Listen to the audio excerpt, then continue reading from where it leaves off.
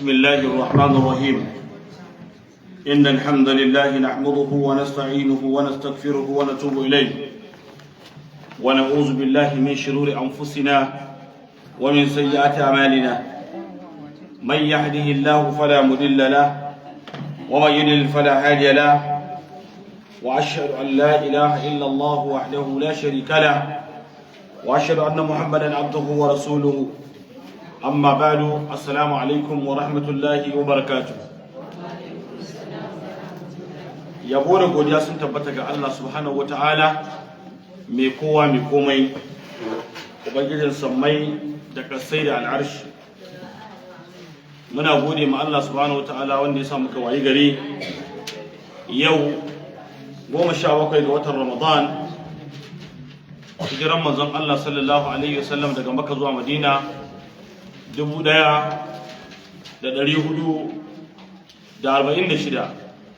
wanda ya daidai da 17 ga watan uku miladiya 2025, a inda muke gabatar da tafsirin alkur'ani mai girma a wannan makaranta ta Hajiya Habiba Gwadabe. Muna roƙon Allah ya ji kanta ya gafarta mata ya sa ta huta. A jiya mun tsaya ne a suratu Ghafir, sai muka kwana a aya ta 6, wanda yau cikin yadda Allah za mu tashi a aya ta 7. Na'am, bismillah. أعوذ بالله من الشيطان الرجيم. بسم الله الرحمن الرحيم. الذين يحملون العرش ومن حوله يسبحون بحمد ربهم ويؤمنون به ويستغفرون للذين آمنوا ربنا وسعت كل شيء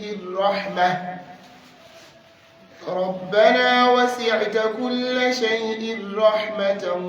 وعلما فاغفر للذين تابوا واتبعوا سبيلك وقهم عذاب الجحيم. بسم الله الرحمن الرحيم. bayan jiya mun karanta wa kadhalika haqqat kalimatu rabbika ala alladhina kafaru annahum ashabun nar. Tabbacin maganan Allah ga wayanda suka kafirta cewa suna cikin ahali na wuta. To Allah sai ya ci gaba da maganarsa.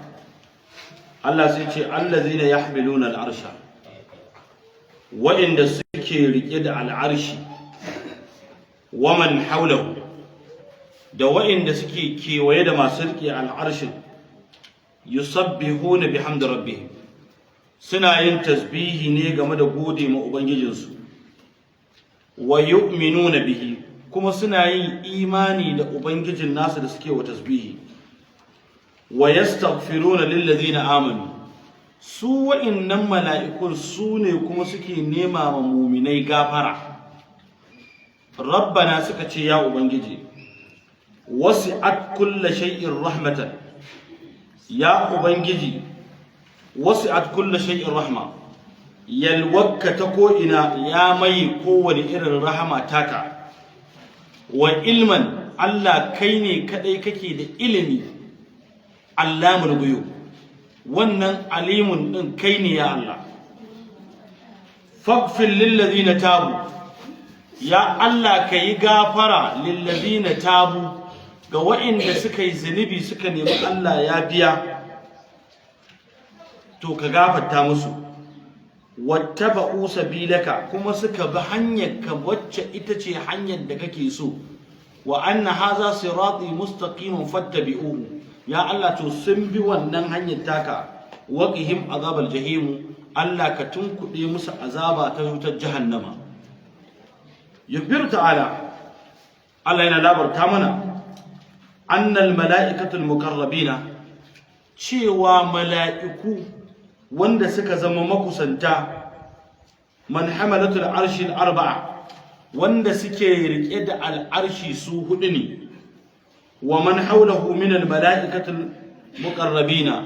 a gefen su kuma akwai wasu mala'iku su ma makusanta ne bi annahum su wa'annan da suke gefen su ne yusabbihuna bihamdi rabbihim suna yin tasbihi game da gode ma ubangiji ay yuqarranuna bainat tasbihi suna kusantar da kansu da Allah da wannan tasbihin da suke kiran Allah da shi su ne ake ce musu alaiha mala'ikatun ghiladun shidadun la ya'suna Allah mala'iku ba su taba wanda dai suka saba ma Allah to ba su saba ma Allah dan haka su din wayannan mala'ikun wa yu'minuna bihi su ne suka yi imani da Allah ai khashi'una lahu suna masu jin tsoron Allah a duk abin da Allah ya umarce su wa annahum yastaghfiruna lil mu'minina kuma su ne suke nema ma mu'minai gafara mala'iku sai su je wurin Allah mala'iku sun fi kowa kusa da Allah kullun suna tare da Allah sai suke cewa ya Allah wane da wance masu kirki ne suna iyayen su wajen binka Allah ga su ka gafarta musu ay min alil ardi shine suna daga cikin mutanen ban kasa mimman amanu bil gaibi wanda suka yi imani da gaibu menene imani da gaibu mu dinnan bamu ga Allah ba amma mun yarda da Allah mu dinnan bamu ga manzon Allah ba mu taba ganin shi ba mun yi imani da manzon Allah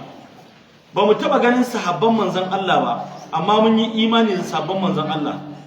ba ma nan aka saukar da alqur'ani amma mun yi imani cewa qur'anin nan gaskiya ne saukakke ne daga Allah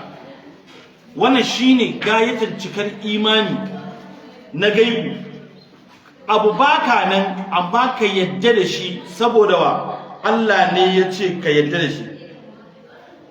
fa kayyada Allah ta'ala al-mala'ikatul muqarrabina Allah sai ayyana mana ya kayyade mana mala'iku makusanta an yi da ulul mu'minina su ne suke wa mu'minai addu'a yuzharul ghaib me yasa saboda ya bayyana cewa wa'annan sun bayyana cewa al'amarin gaibu lalle sun yi imani da gaibin mu'minai wannan haka ya tabbata a cikin sahihu muslim cewa manzon Allah sallallahu alaihi wasallam ya faɗa idan aka kira mu'minai a ranar tashin alƙiyama za a girmama mu'minai wa'anda basu ga Allah ba suka yi imani da shi basu ga manzon Allah ba suka yi imani da shi basu ga at-taura ba da injila da zabura suka yi imani da shi basu ga sufi Ibrahim wa Musa ba sun yi imani da annabi Ibrahim duka wa'annan mu'minan sun yi imani da wa'annan abubuwan sai dai a can daga farko malam abin da ya bayyana cewa mala'iku guda hudu ne suke rike da al'arshi gaba ɗayanta to amma hadisi ya zo ya ci karo da aya ko jawabinsa ya ci karo da aya dan Allah ya ce wa yahmilu arsha rabbika fawqahum yawma idhin samaniya Allah ya ce waɗanda suke rike da sammai daga cikin mala'iku to mala'iku ne guda 8 ku kalli girman al'arshin saman nan na Allah amma mala'iku 8 ke rike da shi ba za ma ku gane girman abin ba sai dan kadan mun yo gaba qala rasulullahi sallallahu alaihi wasallam manzo Allah sallallahu alaihi yake cewa sadaka lalle wannan ya tabbata yayi gaskiya wa hadha isnadun jayyid wannan isnadin mai kyau ne wa huwa yaqtadi anna hamalatul arshi al-yawm 4 cewa mala'ikun da suke rike da al'arshi a ranan yinin tashin alkiyama su hudu ne fa idza kana yawmul qiyama idan ya zama ranan tashin alkiyama ne kanu 80 amma ba haka bane suna zama ne guda 8 kama qala ta'ala kama adda ayat Allah ce wa yahmilu arsha rabbika fawqahum yawma idhin 8 wa huna su'al to anan fa akwai wani abu na tambaya wa huwa an yuqalu mal jama'a bayna al mafhum min hadhihi al aya menene abin da zamu fa'idanci da shi mu gane akan fahimtar wannan ayan wadda lalatu hadal hadis da kuma dalilai da wannan hadisin yake magana. Ga hadisi ya ce mana mala'ikun nan su hudu ne, ga aya ta ce mana wa yahmil arshar bika fawqahum yawma idin samaniya, shi kuma ya ce mana su nawa ne, su takwas ne. To wa bayyana hadisi abin da ya bayyana alladhi rawahu abu dawuda, wanda abu dawuda ya ruwaito shine kala yace haddathana muhammad ibn sabahi al-bazali qala haddathana al-walid ibn abi thawr an simak an abdullah ibn umayr an al-ahnaf bin qais an al-abbas bin abd al-muttalib radiyallahu anhu, daga abdullah dan abbas Allah ya kare bin abd al-muttalib dan abd al-muttalib Allah ya kare da gare shi kala yake cewa kuntu bil baqaha,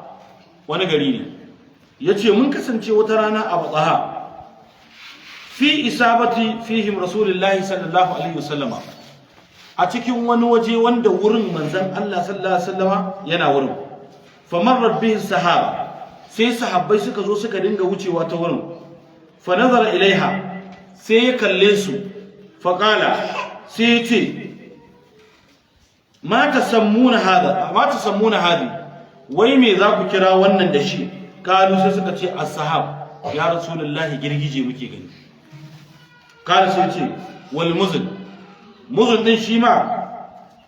wa qalu wal muzun, yace wal muzun, kala wal anan, dukkan su ana magana ne girgije, amma kowanne da irin yaran da yake amfani da shi wajen kiran girgiza. Qala abu dawud sai ce walam atqana al-inana jayyidan, sai ce bai iya kiyayewa ba shi inana akan bai iya kiyayewa kalmar da ake cewa na inan shi ma a kalmar girgije. Kada sai ce hal tadruna ba'da ma baina as-sama'i wal ard, wai ko kun san abin da ke tsakanin sama da ƙasa kuwa? Duk manzo Allah ke jefa musu wannan tambayar. qalu la nadri, suka ce wallahi ba mu san abin da ke tsakanin sama da ƙasa ba. Kada sai ce bu'du ma bainahuma, abin da ke tsakanin su na nisa, imma wahidun aw isnani aw salasan wa sab'una sana, abin da ke tsakanin sama da ƙasa ko dai tafiyar shekara 71 ko tafiyar shekara 72 ko tafiyar shekara 73. Abin da ke tsakanin sama da ƙasa sai an yi tafiya wacce ta kai shekara 73 tsakanin sama da ƙasa. Kai ka san Allah ba abin wasa bane. Summa sama'i, yace sannan sama da muke kallo wadda hazan nan sama ta daya, fauqaha, samanta kafin a ce sama ta biyu, kazalik ita ma tana da nisan tafiya na shekara 73, hatta adda sab'a samawat, yace haka zaka dinga irgawa har ka je sama ta bakwai. Sama ta daya tsakaninta da sama ta biyu akwai tafiya wacce za a yi ta tsawon tafiya shekara 73, haka tsakanin ta biyu da ta uku da ta hudu, ta biyar da ta shida da ta bakwai.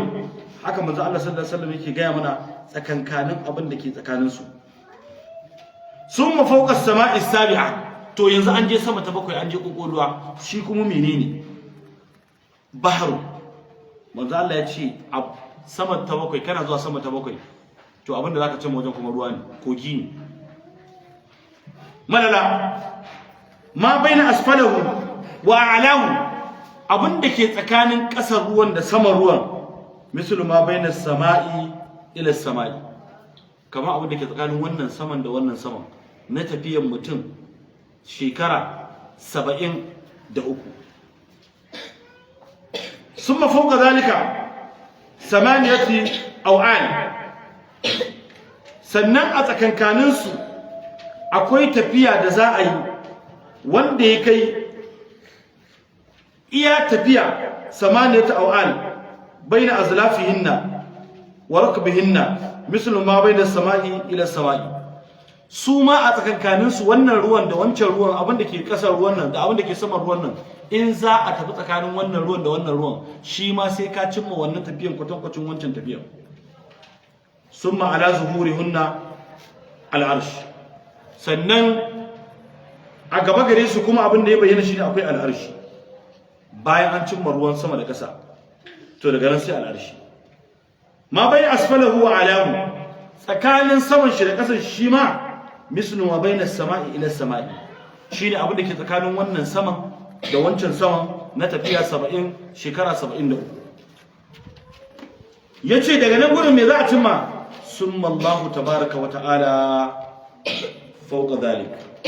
sannan a saman wannan sai Allah shine kursiyun Allah sai Allah da kanshi babban kujera kenan to in ka ce kai dinnan ka kangare ba za ka bauta kama Allah ba ka ce kai kangararre ne ba ruwanka da Allah to ka gama kangarewan naka ka ji cewa ba wai ta kai ake yi ba tsakanin sama ta ɗaya zuwa sama ta biyu akwai mutanen da Allah ya halitta daga mala'iku da annabawa da suka mutu suke zaune a nan suna nan dam kuma aka ce kai dinnan sai ka yi tafiya ta kwatankwacin misalin tafiya na shekara 73 to shekaru ka nawa ne ga wadda duniya tun da mamaka ta fi za ka dinga tafiya ke kuma tafiya ba tsayawa kai ta yi har shekara 73 kaga wannan ana nuna mana girman Allah ana nuna mana girman mu gane matsayin girman Allah a duk inda muke rabbana mala'iku suka ce ya ubangiji wasi'at kulli shay'in rahma Allah rahmatka tana da yalwa da ta gama ko ina akan wannan malamai sai kawo maganganu masu dimbin yawa har da hadisin Imam Bukhari a wannan magana cikin rahmar Allah a ciki ne aka dauko kwaya daya aka kakkasa ta gida-gida a gida-gidan da aka sa aka dauki rahama kwaya daya sai aka wallo mana ita duniya wannan rama guda ɗaya da aka bullo mana su wane ne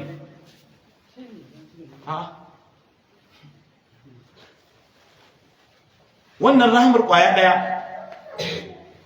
wannan rahamar ƙwaya ɗaya cilo da aka kakkasa ta aka bullo mana guda ɗaya to ita wannan rahamar ita ce take game mu miji ya tausayi matar shi mata ta tausayi mijinta ɗa ya tausayi uwarsa ko uwansa uba ya tausayi ɗa ko ɗan uwan shi wa ya ji ƙanƙani kane ya ji kanwa makoci ya tausaya makoci kaza kaga mutum yin wani abu ya fada shi ya ji tuntube ya fasa kafa kaji ya baka tausayi kaga mutum ya yi wani abu ka tausaya wannan tausayin na Allah ne shi sa hadisi da Imam Bukhari ke cewa inna Allah rafiqun Allah mai tausayi ne yuhibbu rifqa yana son mai tausaya fil amri kulli a cikin al'amari dukka to malaiku su suke ga mu Allah wannan wa ilman Allah ilimin ka ya game duk duniya ai wanda ya ce ma bai da akwai Allah ba wannan kafiri ne ka kalli kawai sama kawai kalle ka kalla ba ginshiki da Allah ya sa a al'arshi kada wannan ya kamata ka gane ka kalli ƙasa ba yadda za ka yi da wannan ƙasar amma Allah ya san abin da yake ciki tun daga farkon ƙasa har ƙarshen ƙasa Allah ya san wannan amma mu fa ba abin da muka sani amma ilimin Allah ya zagaye ko ina a duniya Allah ya san komai in tuburu shay'an aw tukfuhu ya'lamuhu Allah wallahi ku koye wani abu a zakatanku ko ku bayyana shi wallahi Allah ya sani ya'lamu kha'inatal a'yun wa ma tukfi as-sudur duk abin da baka tsammani Allah yana gani fa in lam takun tarahu fa innahu yaraka in kai baka tsammaci Allah zaka ganshi ba shi yana ne yana kallon ka ma yakunu min najwa thalathatin illa huwa rabi'u wala kamsatin illa huwa sadisu wala adna min dhalika wala aksara illa huwa ma'akum aina ma kana wannan Allah kenan zatin Allah ya game mu gaba daya ilimin Allah ya game mu gaba daya me yasa ga annabi Allah ya ce wa qur rabbi zidni ilman, me yasa kaje ce Allah ka kara min ilimi, me yasa annabi Musa da ya ce shine ya fi kowa ilimi Allah ya ce wa ya hakika. Ana ilimi ga kowane ilimi kaddara shi ake wurin Allah. To shi yasa ba in yaron ka yana da yawan baya fahimtar karatu, ka yawan sa yaron ka ya dinga wannan tasbihin rabbi zidni ilman, rabbi zidni ilman, rabbi zidni ilman, rabbi zidni ilman. Ko kuma Allah ya sa kin tashi kin farka cikin dare ke karanta ki dauki ruwanki ko ruwan sama ko ruwan zanza ko ruwan menene ma ki tofa rabbi zidni ilman, ko kuma rabbi zidni ilman, sai ki kira sunan yaron ki tofa ki tofa ki tofa ki tofa addu'a Allah ki tofa da safi ki ba yaron ya sha. Ko ki nemi zuma ki karanta ki dinga tofa a cikin zuman, sai ki samu citta busassa a daka, in an daka sai a samu citta a hada ta da zuma a kwaba, in an kwaba sai a karanta, idan an karanta karshen cin abincin yaro ya sha zuma, farko in ya tashi kafin ya ci komai ya sha zuma, duk wata majina ta koyi mishi kwakwalwa za ta bude insha Allah. Ai rahmatuka ya Allah, rahmaka ta kewaye ko'ina, haka iliminka ya Allah shi ba ya game ko'ina. Faghfir lillazina tabu, ya Allah duk waɗanda suka tuba daga laifin da suka aikata, mala'iku ba suke roƙa mana Allah saboda ba sa buƙatan Allah ya ƙona mu. Mala'iku suke cewa Allah faghfir lillazina tabu. Kai wani ne wannan ya fita ya je ya gama tarin shi a waje. Faghfir lillazina tabu, Allah ka gafarta mu waɗanda duka suka tuba. Duk wanda ya nemi tuba daga wurinka ya Allah ka yafe mishi, mu ma Allah ka yafe mana. Wattabi'u sabilaka, Allah bayan sun tuba sai suka bi hanyarka ya Allah, hanyarka wanda ta zama miƙaƙiya. Ai fasbah al-musirin, Allah ka sassauta ka yafe ma masu sabu. Iza tabu, in suka tuba, wa anabu suka miƙa wuya, wa aqlawu amma kanu fihi, abinda suke kai da suka sauka daga kanshi, wattaba'u ma amartahum bi, suka ba abinda aka umarce su da su min fi'lil khairat, na daga aikin alkhairai, wa tarkul munkarat, da kuma barin munanan ayyuka. Waƙihim azabar jahim, ya Allah su ɗin nan iƙihim azabar jahim, ka tunkuɗe musu azabar da ka shirya. Wace azaba ne? Ai wannan hazar jahim, azabar nan ta wutar jahimu, wa huwa al'azabar muji'ul alim, wannan azaba ce wacce take mai ɗimbin kauri da tsanani, mai tsananin gaske. Allah ka tsare mu daga jahannama, ka tsare mu daga jahimu. ربنا وأدخلهم جنات عدن التي وعدتهم ومن صلح من آبائهم وأزواجهم وذرياتهم إنك أنت العزيز الحكيم. سكت يا ربنا يا أبنجي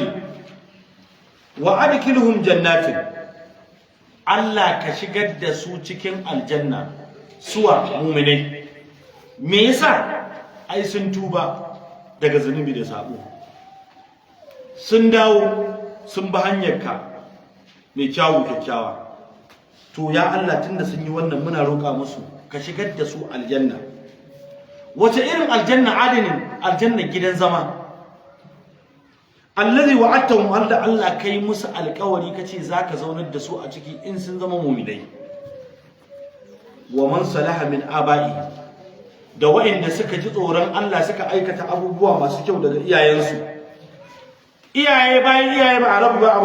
ba, wa azwajihim, saboda mataka kun zauna a duniya ta sha wahala da kai ka sha wahala da ita, sai ce wa azwajihim, ya Allah da matayensu ma ka hada musu da su su zauna a ranar lahira. Ba za ku gane wannan kima ba ta ranar lahira, ke ba za ki gane matar duniya kina da kima in kika zama a kadara ku hudu ne a wurin mijinku, amma duk wacce ta bi mijinta ba Allah, ta bi manzon Allah, ta bi mijinta, har mijinta ya bata taskiyar kofar shiga aljanna, to ranar tashin alkiyama in an ji wannan hurul inin inda kuke ji za a ba maza hurul inin guda 70 talakan aljanna. To in an ba shi guda 70 din, wa'annan matan na cikin aljanna, ko kun san cewa ke ce uwar gida? Idan ke ce uwar gida a gida, kika rike mijinki gam, biyayya, da'a, kaza kaza, ba shi da complain da ke, ba kya tsawala mai, ba kya cin amanar shi, ba kya munafunta shi, baki hada shi da yaran shi ba, baki farraka su ba, zuciyarki mai kyau ne, ba wani abu a kasan zuciyarki, har kuka tafi ku shiga aljanna, to a can ma ke ce uwar gida. Amma sai zama ke kin samu tasgaro, ma in kishiyoyinki uku, ke ce ta hudu, to ta ƙarshen sai zama ita ce kuma take da wannan ka'idan na Allah. To ita din take da ka'idan Allah nan ta ƙarshen, ita ce za ta zama uwar gida a ranar lahira. To wancan ba su shigo ba, wallahi su zama tana ci ana kankarar da nabi, ana lafta. To wannan kadai ya kamata ku tuna cewa nan gurin Allah ya ce wai hadda ku Allah ya tuna ku, ya ce mazajen ku za a ba su ku ranar tashin alkiyama, a haɗa ki da mijinki. Akwai abin da ya fi wannan daɗi? Ki taho da alkyabbar na kina rangwada, kina feleke, kina fifika, kina iya yi, kina katibuli, kina ayyare, za ku shiga aljanna da mijinki. Kina ce ma makota sai mi leta, sai kun taho mun haɗu. Amma wannan duk ba zai sa ku yi imani ba. Bayan nan zuriyatihim, aka ce a 'ya'yanka ma da zuri'arka wanda suka bi hanya irin taka, suka ji tsoron Allah, Allah sai ce su ma haɗu da su. Wallahi sai a haɗu da su. Kana zaune sai ka ga kawai, kana cikin aljanna fa, sai ka kana zaune ko sai ka ga family ɗinka, wani ya shigo, matarka wanda ta zo, wannan ta zo, wannan ta zo, wace fata mata ta shiga wuta, sai ma ka ci wannan ta zo, wannan ta shigo, wannan ta shigo, sai ga ƴaƴanka suna shigowa. To Allah ya kare, baba ya ce ban ga wancan ba, sai dai nuna maka ita a TV su ba ta rana soya ta yi ganganci. To ka ce mata ga hanyar Allah, ta ce wata buwa. Ka ce mata ga hanyar gaskiya, ta ce wata buwa. Ka ce wannan hanyar wa anna hadha sirati mustaqiman fattabi'u, ki wannan hanyar ta Allah, ta ce ba za ku ba. To ran lahira ba da za ku faɗa. Ai ba yadda za a yi ki cana tami, baki ji bauta a duniya, baki shana a lahira. To zuriyati da zuriyar su gaba daya, innaka antal azizu, Allah kai ne mabuwayi mai girma, alhakimu, ya Allah kai ne mai hikima. Da yace rabbana wa adkhil jannata allati wa'adtahum musala min abaihim wa azwajihim wa dhurriyyatihim, ay ijma'a bainahum wa bainahum, ana nufin a tattara dukkansu a tsakaninsu da su din a wuri daya. Bil ijtima'i, za su yi meeting a zaunar da su. Me za su yi meeting su tattauna? Za su yi meeting ne su tattauna, suna gaya ma Allah cewa muna godiya Allah da kai ma ka ba mu dama, ka ba mu lokaci, har ya zama mun gamsu, mun yarda da abin da ka zo mana shi Allah, har ma muke bautar ka yanzu ya Allah. Sai su zauna a aljanna, ga matarka, ga yaranka, ga 'yan uwanka, a haɗa su, a zauna, sai a fara mutum. Ana jin daɗi, ana raha, ana shan laban na aljanna. Shi yasa mala'ikun suka ce rabbana ya ubangiji wa adkhilhum jannatin tajid, jannatu adn, Allah ka shigar da su aljanna ta gidan zaman nan ya Allah, wanda bai kai alƙarwanta ya Allah. So mai aikin alheri, ko ba dan komai ba ma, ko dan mu shiga aljannan nan, Allah ka tausaya mana mu shiga wannan aljanna ba dan halin ba. Ayyukan ba za su shigar da mu aljanna ba, ina ƙara gaya mu koma dai mu ci gaba da roƙon Allah, Allah ya tausaya mana mu shiga. Amma wallahi tallahi da ayyukan ba za mu shiga aljanna ba. Kar wani a cikin ku da kan cewa ake shi shigar da shi aljanna. Kawai ba dai nema dai ya tausaya mana, ya agaza mana. Sai Allah ya ce waqihimus sayyi'at ومن تك السيئات يومئذ فقد رحمته وذلك هو الفوز العظيم. وقهم السيئات nan Allah yana magana har goyon mala'iku ne suke magana. Waqihim as-sayyi'at, Allah ka tunkuɗe musu dukkan mummunan aiki, duk wani abu mummuna Allah tunkuɗe musu da shi.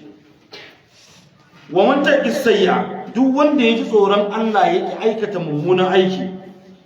yawma izin a wannan ranan ta tashin alkiyama faqad rahimtahu, wannan ranan yana cikin wanda Allah zai ba rahama. Dama ai duniya ana son aikin alheri ne. Wa zalika huwa al-fawz al-azim, wannan ita ce dacewa al-azim, dacewa mafi girma a wurin Allah.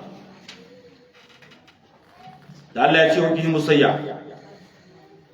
ay fa'alaha aw wabalaha ma'a man waqa'a minhu. Allah ka tunkuɗe musu aikin ya zama duk wani aiki da mumini zai aikata da zai hana shi shiga aljanna, Allah tunkuɗe mai shi. In dai aikin zai hana shi shiga aljanna, to tunkuɗe mai Allah, ya zama me, ya zauna lami lafiya, ya zama sabo bai ba. Wannan dalilin da yasa kenan Allah ya gafarta ma mutanen da suka yi yakin Badar. Wasu su ai bayan an gama sun dawo, wasu suna shan giya ma, amma Allah duk da haka yace wallahi an aljanna ne. Kafin mutum ya mutu sai sauya, sai koma aikin alheri, sai shiga janna. To nan baki taba zuwa da awa da kike ba, su kuma sun ji an ciccire musu hannaye, an sare su, an babburma musu ga a ciki, an yayyanka musu kafafuwa, an tozarta su, an wulakanta su. Amma ki akan wannan addini me aka yi? Wa man taqi sayyi'ati yawma idhan ay yawm al-qiyamah, wanda yi kokari ya ji tsoron Allah bai aikata mummunan aiki ba, in ya zo a ranar tashin alkiyama ba mummunan aiki, faqad rahimtahu, wannan ya gama samun rahama da wurin Allah. Ai lattafat bi, kai mai freedom ne wannan kai, Allah ya ma freedom, ya cika ma freedom. Wa najaytuhu min al-uquba, yace za mu tsiratar da shi daga cikin uqubar da Allah ya shirya masa. Wa zalika huwa al-fawz al-azim, wannan ita ce dacewa mafi girma a wurin muku ba. Summa yunabbi'ukum bima amilu, Allah ya ce sai na ba ku labarin abin da ku aikata a wannan yini. Wa zalika ala Allah yasir, wannan a wurin Allah mai sauki ne. A ce yau duk ka gama komai naka, a ce maka ga CC camera tana nuna ka, ka je gidan sarkai, ka je neman ma danka aure, amma kuma ka je kana satan musu dalar kuɗi. Za ka fito a gate sai aka saki TV yana kallo, kafin ka fito gate din ga TV nan ga kanan kana sata. Akwai kunya ne wannan? To kunyar lahira ta wannan. Wanda kuma shi tsoron Allah ba, shike na zauna lafiya. Kaga ashe in kaga mutum a wuta shi ya ja maka shi shiga wuta. Amma ta hanyar da Allah zai mu sauƙaƙa mana mu shiga aljanna, Allah ya mana ita. Amma sai dai wala Allah mu ba mu yi ita ba. Sai Allah ya ce innal ladhina kafaru yunadawna lamaqatullahi akbaru min maqatikum anfusakum إذ تدعون إلى الإيمان فتكفرون. إن الذين كفروا lalle wa'inda suka kafirta, tunda yanzu an gama magana akan mu'minai sai aka zo akan kafirai. Su kafirai yunadawna, zaka suna kiranye la maqtullahi akbaru min maqtikum anfusukum. Me yasa Allah ya gaya musu wannan kalmar? Su mutane ne wanda in aka kira su zuwa ga imani da Allah sai su ɗauke wannan kiran da Allah yake musu na imani, sai su karkatar da laifin da su suke aikata wa ƙagunansu. A lokacin da ake kiransa ake ce musu ku zo ku anshi kiran imani, a lokacin da ake kiran su zo su shi imani takfuruna sai su dan kafirci wannan mu za mu ansa ba, wannan annabin da haina ma zuwa kasuwa, wannan annabi yana cin abinci, wannan annabi yana kaza, duk wani aibi sai sun faɗe shi sai ba za su ba. yaqulu ta'ala mukbiran anil kuffar, Allah yana ba mu labari ne akan kafirai tun daga mun ne can an ba mu labarin su. innahum yanaduna yawmal qiyamah, za a kira su ranar tashin kiyama. wa hum fi gumratin niran yatarazuna zalika indama basharu min azabillahi ta'ala. idan aka zo ran tashin alkiyama Allah zai ce to a kira su don a sanya musu ma'aunan su. to in aka zo sa musu ma'aunan su sai a ce musu to ku zo a yi muku wani bishara. me za a yi musu bishara? min azabillahi ta'ala, za a yi musu bishara ne daga azabar Allah madaukaki. ma la qibla li ahlin bi, wannan azaba ce wadda suke ganin cewa su laifin da suka yi ma Allah ba komai bane, to sai a fara zuwa musu da laifin su da su suka aikata, nasu laifin na kansu sai a zo musu da shi, bisabai ma asfalu min al-a'mal as-sayyi'a, da dalilin abin da suka dinga aikatawa na aiki munana, allati kana sababu dukhulihim ila an-nar, wanda ya zama shine silan sanadiyyar su shiga su wuta. fa adbartuhum al-mala'ika inda zalika ikhbar al-aliya, sai Allah ya ce mala'iku ku ba su labarin wacce zama mafi girma da makula. naduhum nida'an, ku kira su kira cewa bi anna maqtullahi ta'ala lahum fi dunya, abinda suke aikata ma Allah na sako a gidan duniya, hina kana ya'ridu alaihim al-iman, a lokacin da imani ya bujuro musu ake cewa su imani, fayakfuruna, suke kafircewa. ashaddu min maqatikum ayyuhal mu'azzibuna anfusakum al-yawma, shine mafi tsananin abin da zamu azabtar da ku fiye da sabon Allah da kuke aikatawa fi hadhihi al-hala, fi hadha al-yawma, a cikin wannan rana, fi hadhihi al-hala, a wannan hali da kuke ciki. duk wanda aka kira shi zuwa ga tauhidi sai bai je ba, to yana cikin mutanen da za a yi kira wannan kiran ne. yawmal maqtullahi al-ahlul dalal, ranar da Allah zai kira waɗanda suka saba mu cikin mutanen bata, hina arzu alaihim al-iman fi dunya, lokacin da aka bujiro musu da imani a gidan duniya, fataraku suka bar imani, wa abaw suka ki an yaqbaluhu, su fuskanci me ake ce musu, akbar mimma maqtu anfusahu hina ayinu azaballahi yawm al-qiyamah. yace ranar da za ku kalli azabar Allah za ta zo muku daga ran ne za ku gane cewa ashe mun yi afki, ashe a ranar za su gane cewa da sun sani ba su cuci kawunansu ba, da sun ba abin da Allah yake so a yi. amma Allah ya ce musu wannan lokaci ne wanda Allah ya ce ba zai daga musu kafa ba, ba zai taɓa daga musu kafa ba. me yasa Allah ba zai daga musu kafa ba? saboda an kira su sun ce ba za su zo ba. shi yasa annabi Nuhu da ya kira yaron, ya kira ɗan shi ya ce sa'awi ila jabal ya'sumuni min al-ma, qala la asima al-yawma min amri llahi illa man rahim fa hala bainahuma al-mawj fa kana min al-mughraqin. ka duba annabi Nuhu, iyakar kokarin da yayi, ya dinga kokari dan shi sai ya zama dan mutumin kirki, saboda ya tabbatar da cewa ranar tashin alkiyama wannan alkawarin da Allah ya ga duk wanda ya saba, wallahi tallahi sai Allah ya cika shi. ya kira shi, ka zo mana amma yaki. to Allah ya riga ya rubuta wannan dan innahu laysa min ahli, wannan dan danka ne na haihuwa, amma ba da bane wanda za ku shiga aljanna da kai da shi. shi yasa Allah dan kanmu damu da yazo sai ba manzon Allah sallallahu alaihi wasallam sako ya ba mu, yace inna ma amwalukum wa auladukum fitna, yace mana kuma inna ma amwalukum wa auladukum aduwwan lakum fadaru, makiyinka na farko shine wanda yake jikinka danka ne. haka ne da za ku bibiya da za ku ga wani bawan Allah yana kwance wata rana ƴaƴan shi suka je suka fafake bulo haka inda yake kwancen bai da lafiya suka fafake bulo haka daidai inda yake kwancen daidai kan shi gini fa suka je suka nemo abu ya yanka haka an gama saitawa kawai yana bacci za a je da daddare a wurga mishi bulan kaga zai rikito halage ne ya tauso rabulun lakan kanshi ko sai ya mutu wani dai dan kudin araba duk da dai araba kudin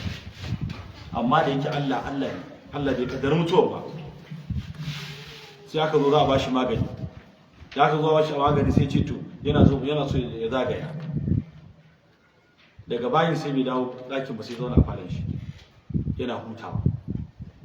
da bai da bai jin sauki amma ran sai Allah ya kawo saukin ko da suka wurga bulan baya wurin sai gado aka gado ne kawai a wurin da sun zara ido suna cewa Allah ce baba zai mutu amma da yake Allah ne ashe wannan ne na ta kallon su kuma yayan kuma har wa yau ko ka samu kangararan da ka fara yin iyayenka kai iyayen abin da zaka iya in ya gagare ka sai hakuri kawai Allah amma iyaka iyawa ka kai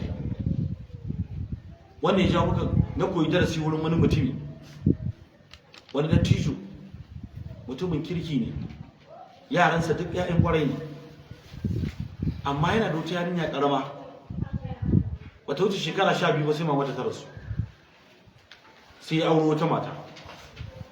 aka yi rashin sa'a wacce auro a shi tana ita ta saki yarinyar sakaka amma a wurin shi za ta ringa nuna mai tana da imani tana son yarinyar tana son kaza ta ashe ƙarya ne ba gaskiya take faɗa ba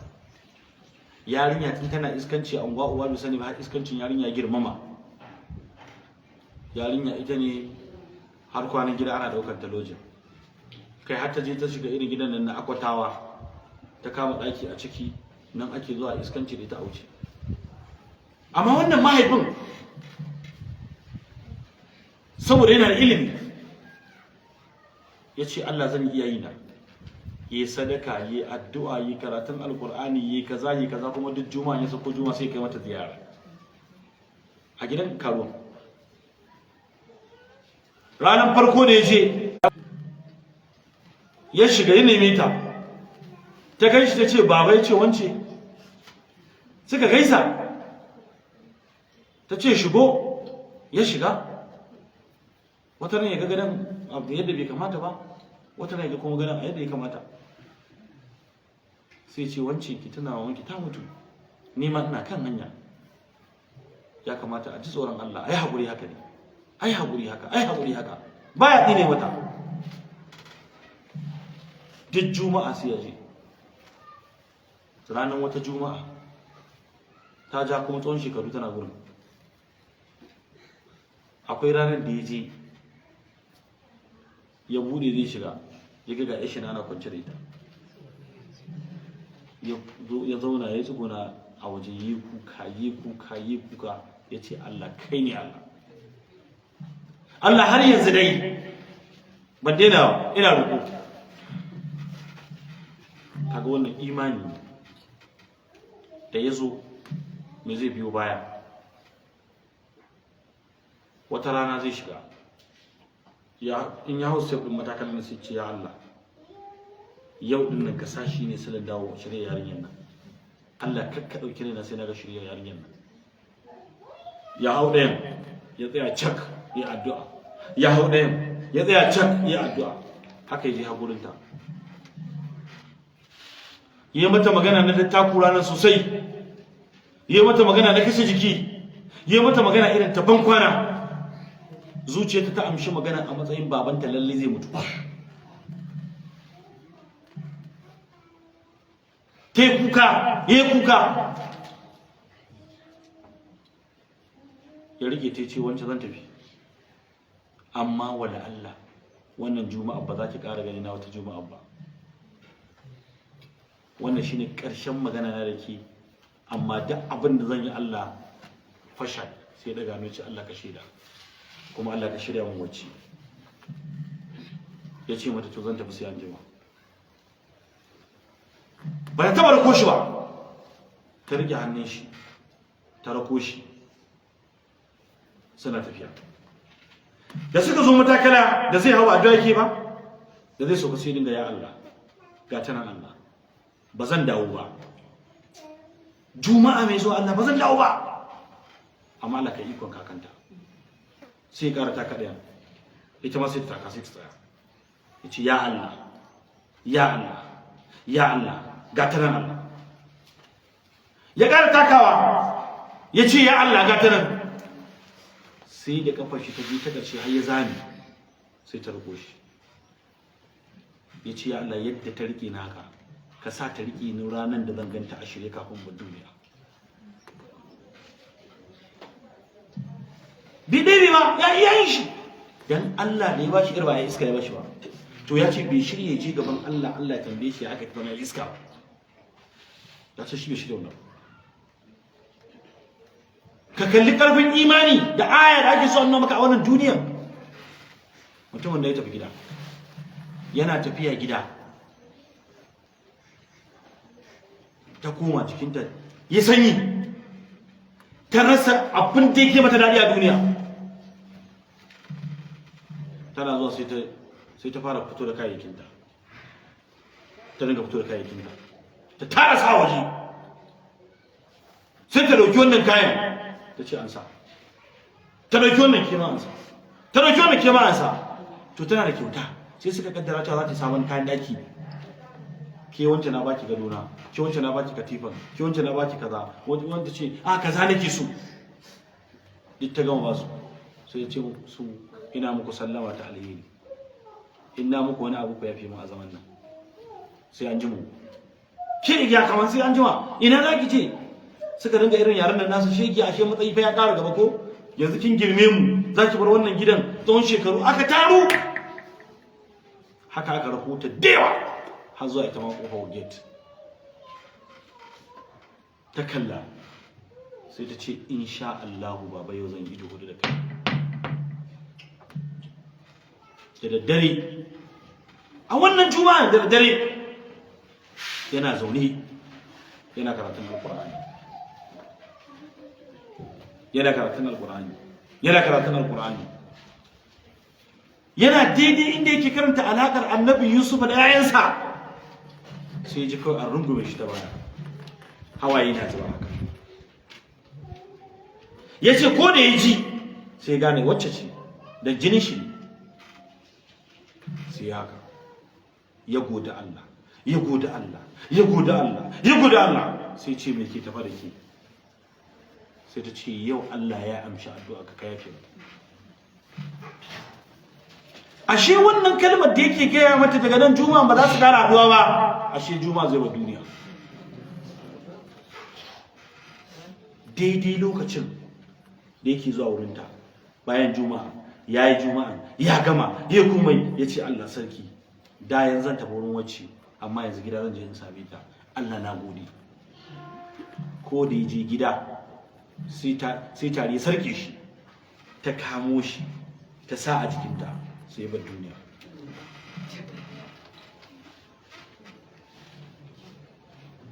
Don Allah wannan ya kuna ganin tana da wani abu da ta faɗa gaban babanta ta shige ma? Duk wani hidima da uba ya kamata ya mata, kuma bai ƙi ta ba, kuma bai ƙamace ta ba. Daga nan Allah kuma sai ya kwararo shirye shi akan yarinya. Ta zo ta yi istibra'i, ta zama na tsatsiya, mutumin kirki ya zo ya aure ta.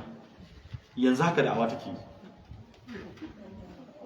yanzu haka akwai inda take gabatar da karatu tafsiri. Kun gane matsayin Allah da bawa? To duk abin da dan adam yake yi, kai iyayenka ka tuna cewa wata rana mai sama. Kissa ce wacce take da kashe jiki, kissa ce ta tausayi, kissa ce ta duk wanda yake da ɗa a cikinsa ya fita sai ya ji wani abaransa. Wallahi kun baka ji wani abaranka ku ga dangane da wannan mutumin ba, wallahi zuciyarka akwai karancin imani.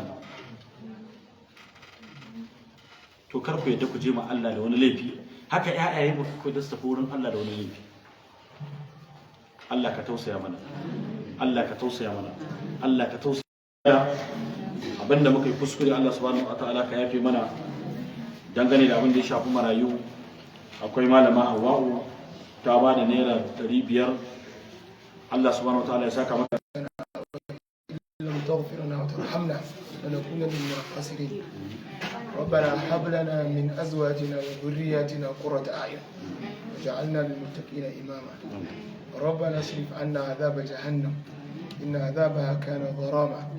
انها ساءت مستقرا ومقاما ربنا هب لنا من ازواجنا وذرياتنا قرة اعين وجعلنا للمتقين اماما سبحان ربك رب العزة عما يصفون وسلام على المرسلين الحمد لله رب العالمين